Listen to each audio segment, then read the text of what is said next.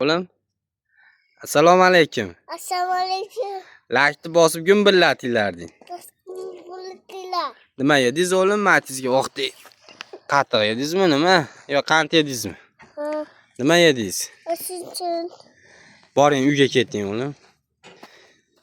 Sog' bo'ylar deb qo'ying. Mo'nga. Video. Taqvaling. Bo'pti, xo'p. Ha, mollarimiz. Motorab ketdi. Ona. Assalomu alaykum. Hurmatli Mo'jizaviy kanalimiz aziz obunachilari, bizni uzoq yaqindan kuzatib borayotgan do'stlar.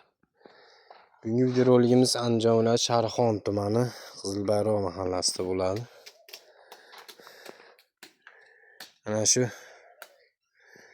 mollarimizga bilasizlar, eskitdan atalar bilan boqaman.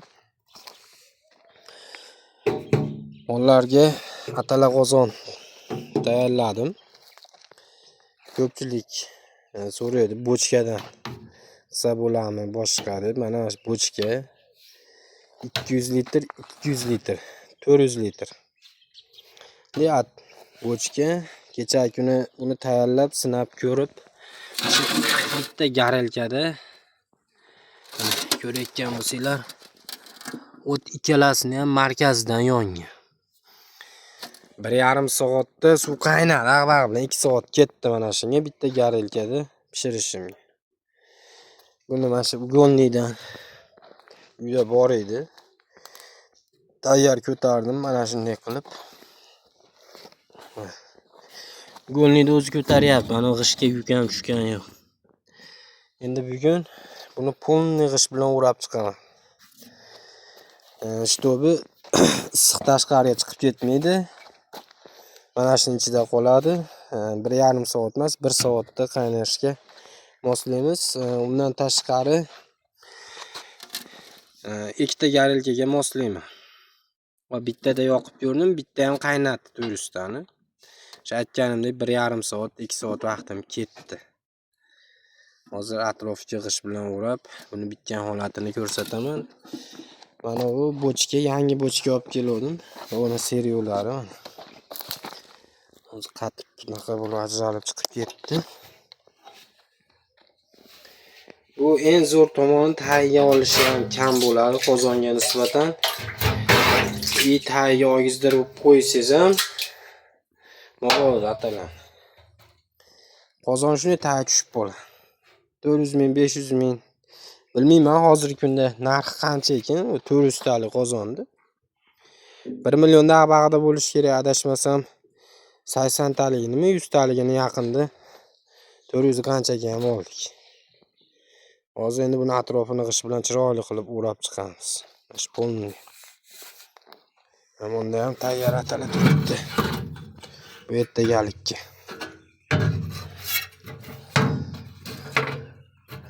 Ozgina kichkina qilib qo'yibman qo'ppog'ini, u paqirga kichkinalik qildi.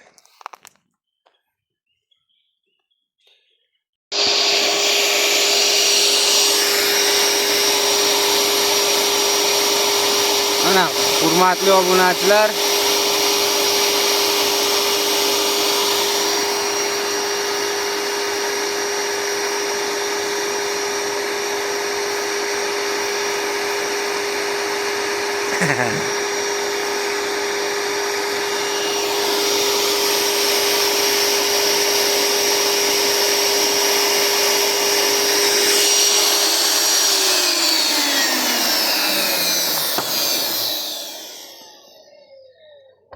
bugun o'zi buni ilgari kuni tayyorladim. O'sha videoni boshida ko'rgan bo'lsanglar, temir holati dedi. Kecha g'ishlarni urdik. Temir holatda bir kun qaynatdik. Hozir g'ishni urishda ham ozgina xatolik yo'l qo'yibmiz. Ko'ryapsizlar, mana shu yerdan alanga chiqyapti. Mana ikki yondan urib beryapti. Mana shu yerdan endi ertaga temir qo'yib, bu tomonga g'ish urib yuboraman. Mana shu ikkala joydan temir qo'yiladi, g'ish urib yuboriladi. Bitta garelka 400 litrni 1,5 soatda qaynatdi birinchi kun. Hozir ukamcha yoqib ketgan ekan. Ishdan kelib davom ettiryapman. mollarimizga. Kechki pay. O'g'lim. Ha?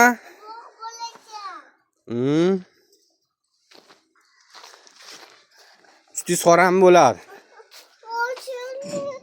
Assalomu alaykum qilib qo'ying. Assalomu alaykum. Yaxshimisizlar deng? Yaxshisizlar? Laykni bosib qo'yinglar deng. Taxta bosib qo'yinglar. Hozir hurmatli obunachilar, yonish jarayonini ko'rdinglar, men 3 kun chiqib ketyapti. Ukam mohokani namlamasdan shunday tashlagan ekan. O'shaning uchun 3 kun chiqyapti. Mana g'ishlarga e'tibor bermaysizlar. Endi 2 tomonlama, 3 tomonlama ishlaymiz. Yig'ishtirib qo'yamiz. Ancha yoqib ketgan ekan. Hozir sal buni namlab turib yoqamiz. Ko'rasizlar.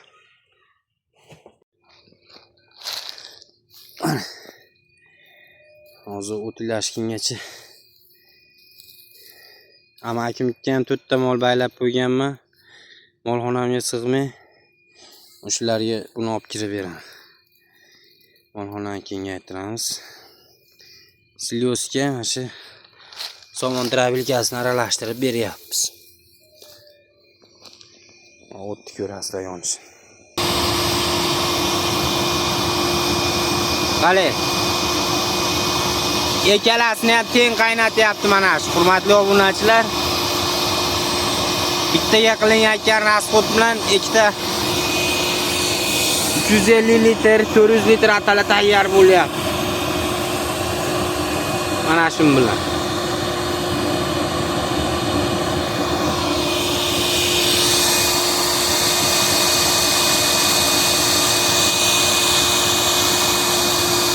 Pishish jarayonini qorong'i tushib qolmasa ko'rsatamiz.